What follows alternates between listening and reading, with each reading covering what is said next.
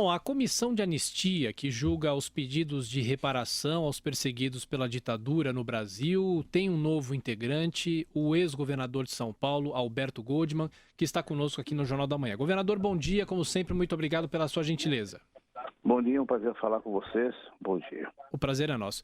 Governador, o que o senhor pretende, fazendo parte dessa comissão de anistia, o que é possível implantar, o que é possível mudar? Inclusive, nesse fim de semana, eu sei que o senhor não estava sabendo, mas saiu uma reportagem, inclusive com o senhor, falando sobre essa história do pagamento a perseguidos. O que é possível fazer nessa comissão de anistia, depois de uma ampla discussão que o país teve nos últimos anos sobre isso, a Comissão da Verdade e passos importantes que foram dados? Bom, em primeiro lugar, é preciso dizer que a legislação de anistia, que criou essa comissão, é de 2002. Ela já julgou 60 mil processos. Existem estocados mais de 18 mil processos e ainda estão entrando outros processos. A legislação teve algumas falhas. Por exemplo, ela não estabeleceu um prazo limite. Então, nós estamos aí já há 14 anos da legislação e ainda continuam entrando projetos, pedidos, aliás, de ressarcimento em relação a perseguidos políticos. Eu acho que a legislação tem que estabelecer um prazo limite, senão isso daqui é uma coisa imponderável. Eu acho que tem um prazo limite, o prazo limite tem que ser estabelecido e a lei não estabelecer esse prazo limite. Em segundo lugar, a legislação estabeleceu que essa comissão tem um papel de assessorar o ministro da Justiça exatamente nos casos de ressarcimento financeiro por prejuízos que as pessoas tiveram em função da perseguição política. Em muitos casos já foram feitos dessa forma, mas me parece que existem conceitos nesta comissão, nesses últimos 14 anos, que precisam ser pelo menos reanalisados, reavaliados, e foi isso que eu levei ao ministro da Justiça, ao Ministério da Justiça, no sentido de uma reavaliação do papel, do trabalho, da forma pela qual vem se portando essa comissão de anistia. Me parece que algumas coisas são, para mim, pelo menos, que comecei agora nessa comissão, depois de quase 14 anos, me parecem algumas coisas estranhas, né? Essa comissão é quase que um tribunal. Faz um papel de emissão de súmulas, define jurisprudências, e algumas das coisas que me pareceram muito estranhas, e não me parece que é o espírito da lei. Aliás, essa lei de 2002, eu participei como deputado federal, eu ajudei a elaborá-la. A legislação pretende ressarcir aqueles que precisam de fato de ressarcimento. Não tem muito sentido você ressarcir uma pessoa que depois desses anos todos da perseguição política tornou-se uma pessoa rica, por várias razões. Fez empreendimentos, teve um bom trabalho, conseguiu ter uma vida tranquila. Ele vem e pede um ressarcimento. Esse dinheiro que sai do Estado é um dinheiro necessário, às vezes, para muitas coisas para pessoas que não tiveram, evidentemente, perseguição política, mas são pessoas que estão em estado de necessidade e que não têm, às vezes, recursos para subsistência. E, portanto, não me parece muito lógico que o Estado dê ressarcimento a pessoas que estão muito bem de vida, estão, inclusive, alguns profissionais altamente qualificados, muito bem colocados na vida. Eles precisam, sim, né? Precisamos fazer o ato político da sua anistia, isso sim. Sim. São perseguidos políticos e, portanto, tem o direito, o Estado deve considerar o fato da perseguição e entender que o Estado foi culpado dessa perseguição.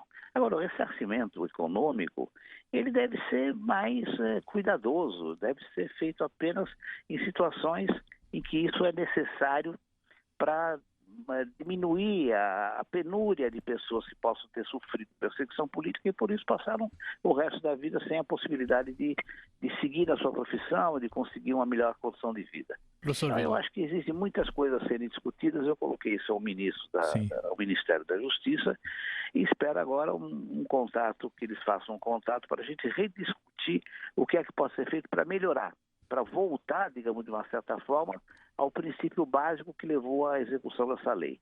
A execução dessa lei é você fazer com que as pessoas que foram perseguidas políticas tenham o reconhecimento da sociedade, do Estado e da sociedade da perseguição que sofreram e tenham, eventualmente, o ressarcimento financeiro em função das perdas que tiveram. mas não para aqueles que estão muito bem de vida hoje, que não precisam disso mais. Perfeito. Deixa eu perguntar uma questão para o senhor, Dr. Goldman. Aqui é Marco Antônio Villa. Realmente acho que eu não me lembro bem, mas na gestão do ministro José Gregori, né, começou a ser construída essa legislação essa lei do qual o senhor participou, e salvo engano foi na gestão depois do Aloysio Nunes Ferreira à frente do Ministério da Justiça, né, se não me engano também, que acabou sendo promulgada essa lei. Uma vez eu até tinha perguntado ao senhor Gregori como é que chegou a questão do valor monetário em si, né? Tinha dito que a referência inicial era a Argentina, no qual a questão monetária não era o elemento determinante, mas sim a responsabilidade do Estado no fato das perseguições, nas perseguições políticas, e nesse, vamos chamar, ressarcimento moral, né? Vamos dizer assim, entre aspas, tal. O que sempre chamou a atenção em alguns desses casos são os valores, primeiro de pessoas que não necessariamente passaram todo o período sendo perseguidos pelo regime. Outros que usaram até da perseguição como uma espécie de apresentação pública do seu trabalho, diferentemente da área em que trabalhava. E outros, como o senhor disse, que não necessitam, a questão material não é fundamental, porque são pessoas que acabaram se dando bem na vida, ainda bem e tal.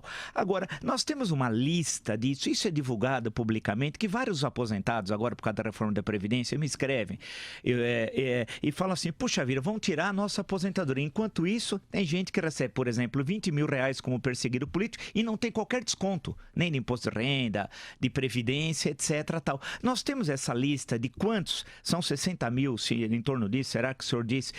Os valores, como é que o público, como é que o cidadão, que no fim é o que paga através dos seus impostos, tem acesso a essa informação?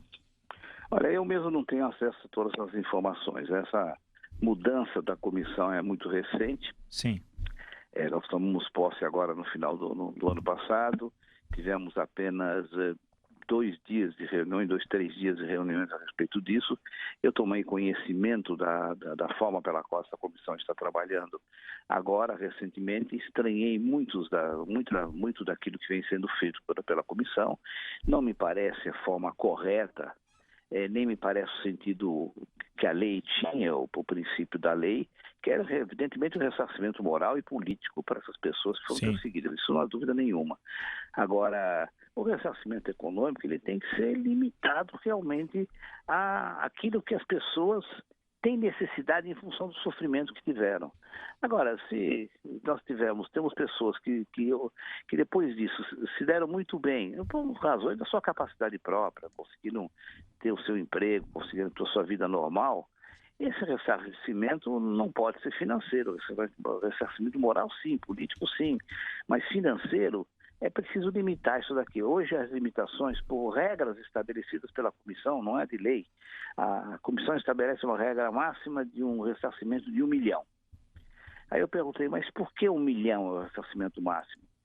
Porque já houve ressarcimentos bem maiores do que isso no passado, houve muita grita, muita reação de opinião pública, da mídia, então se estabeleceu o limite máximo de 1 milhão. Mas por que 1 milhão? Por que não 2? Por que não 500 mil? Por que não 100 mil? Enfim, não há uma lógica, uma regra, uma lógica. Para aqueles que precisam é mais, para aqueles que não precisam é menos. Não, nada disso. O ressarcimento financeiro baseado numa perda que tiveram num determinado momento, e essa perda se mantém até o final da vida. Ainda que nesse momento eles não tenham necessidade mais desse recurso. Até o final da vida, isso vai, evidentemente, passa até para os seus sucessores eventuais, tipo uma viúva, um viúvo. Então não me parece que isso deva ser mantido desta forma. Eu alertei o Ministério a respeito disso e estou esperando agora ser chamado para que a gente se reúna e rediscuta os métodos que vêm sendo adotados por esta comissão, o processo que vem sendo adotado por esta comissão. A mim é muito estranho que isso tenha sido feito esses anos todos. Os que já foi feito foram feitos, não tem mais como voltar atrás, são 60 mil. E alguns podem ter tido algumas vantagens, talvez até indevidas, mas isso já passou, não tem mais como voltar atrás. Mas daqui para frente é preciso ter algumas regras um pouco mais claras e mais justas. É isso que eu pretendo. Ok. Governador Alberto Goldman, que agora faz parte da comissão da Anistia, muito obrigado pela entrevista à Jovem Pan. Boa semana, até uma próxima. Eu agradeço a vocês. Obrigado.